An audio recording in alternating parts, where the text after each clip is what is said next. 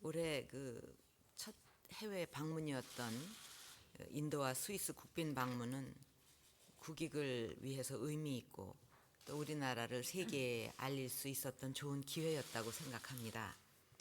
이제 우리가 그것을 바탕으로 국력을 더욱 키우고 발전적인 방향으로 이끌어 나가야 할 것입니다. 각 수석들께서는 이번 방문의 의미를 살릴 수 있도록 후속 조치를 철저히 준비해서 국가 경제와 국민들에게 도움이 되도록 최선을 다해 주시기 바랍니다. 금년에는 신년 구상 기자회견에서 밝혔듯이 우리 경제의 재도약을 반드시 이루어내야 합니다. 세계가 지금 경제를 살리기 위해서 모든 힘을 다 쏟고 있는 마당에 우리는 더욱 열심히 노력해 나가야 합니다. 경제가 활력을 찾아야 국민 행복 시대도 열어갈 수가 있습니다. 우리 앞에 어려운 과제들이 많이 놓여 있지만 정부와 국민이 힘을 모은다면 반드시 이루어낼 수 있다고 생각하고 또 그렇게 확신하고 있습니다.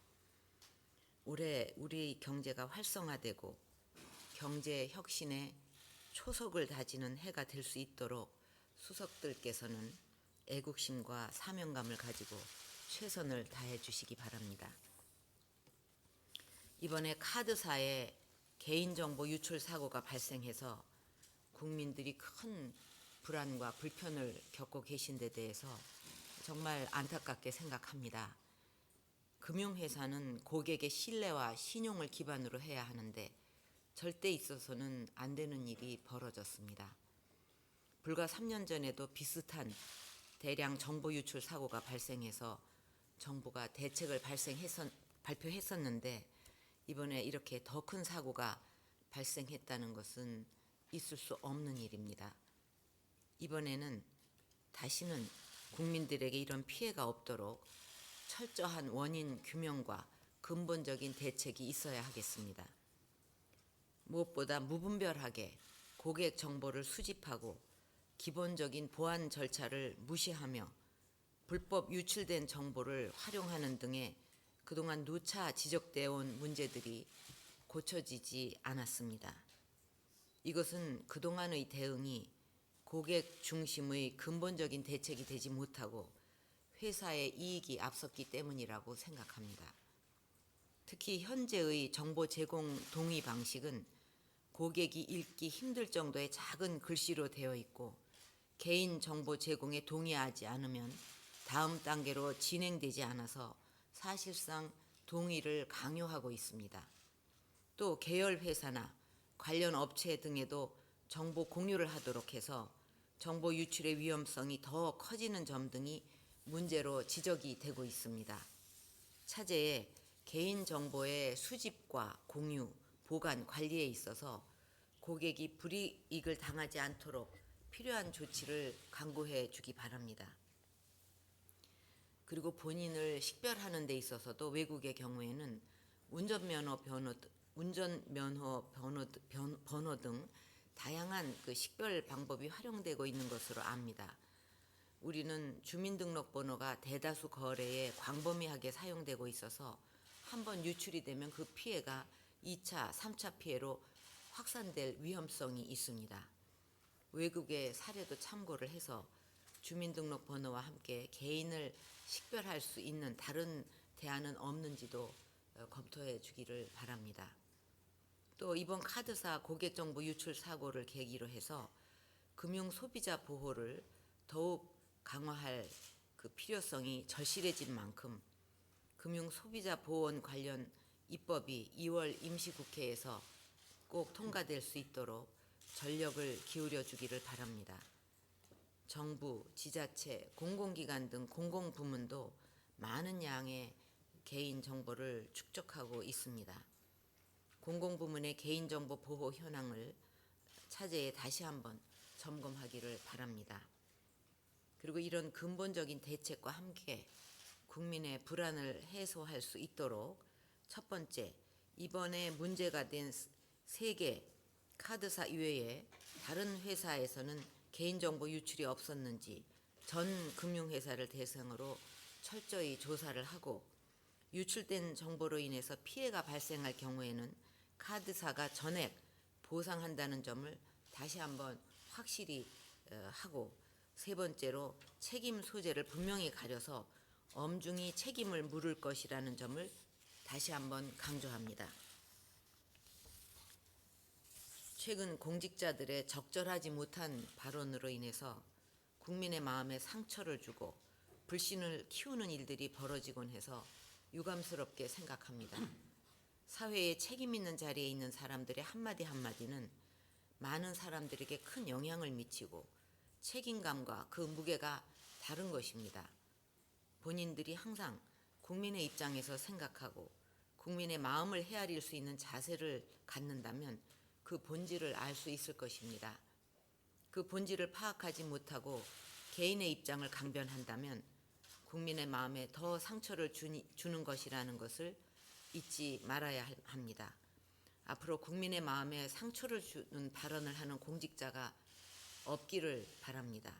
앞으로 공직자 모두가 정말 국민을 위하고 존중하는 마음으로 임해주기를 바라면서 이런 일이 재발할 시에는 그 책임을 반드시 물을 것입니다. 며칠 전 세계적인 경제 전문 통신사에서 우리나라를 세계 1위의 혁신 국가로 선정했습니다. 그만큼 세계가 우리를 주목하고 있고 우리 대한민국이 미래를 열어가는 나라로 평가를 받고 있는데, 경제혁신 3개년 계획으로 더 밝은 미래를 향해 나아가야 합니다. 신년 기자회견 때 밝힌 경제혁신 3개년 계획의 구체적인 계획은 단순히 3년간의 계획을 짜는 것이 아니라 우리 경제의 체질과 구조를 획기적으로 바꾸기 위해 반드시 해결해야 할 과제들을 찾아서 그것을 실천하도록 짜야 할 것입니다. 이번 다보스 포럼에서 우리가 추진하고 있는 창조 경제는 많은 주목을 받았고 무궁무진한 가능성에 대해 공감대와 기대가 있었습니다. 특히 우리가 계획하고 있는 오프라인 창조경제 타운에는 시스코 등 세계적인 ICT 기업들에서도 참여에 관심을 보였습니다. 앞으로 더욱 이 창조경제 타운이 활기를 띨 것으로 생각합니다. 우리 국민들은 한강에 기적을 일으킨 위대한 국민입니다. 우리가 함께 힘을 모은다면 못해낼 일이 없습니다.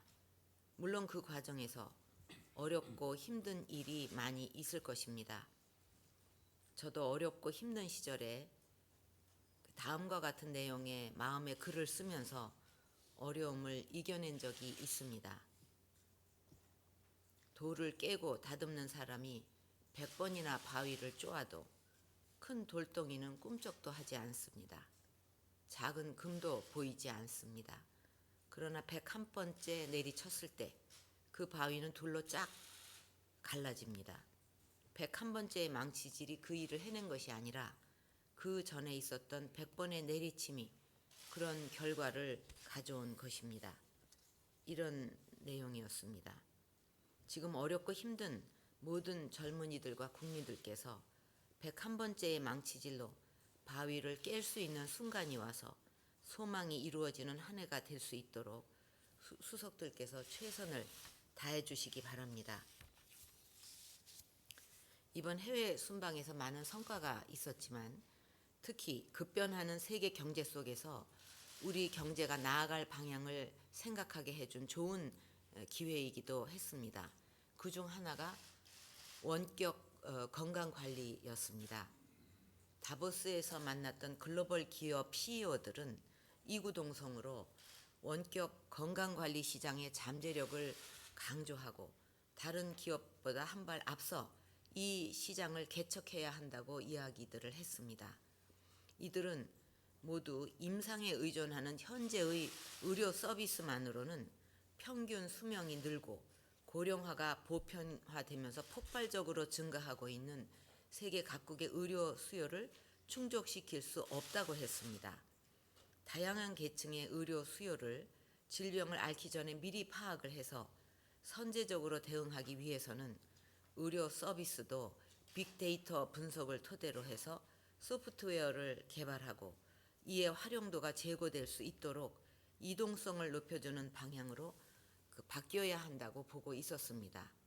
즉 의료 서비스도 ICT를 활용한 원격 건강관리 서비스로 전환되어야 병원 접근이 어려운 오지에서도 의료 서비스의 접근성을 훨씬 높일 수 있다는 것입니다. 이는 ICT 강국인 우리에게 큰 시사점이 있다고 봅니다. 잠재력이 큰 세계 시장에서 우리 기업이 활약을 할 수 있으려면 먼저 국내 시장부터 제대로 활동할 수 있도록 국내 시장에서부터 먼저 제대로 활동할 수 있도록 해 주어야 합니다. 이것은 우리 국민들의 건강 관리와 오지에 있는 분들의 의료 혜택 서비스의 접근성과 질을 향상시킬 수 있는 기회이기도 합니다.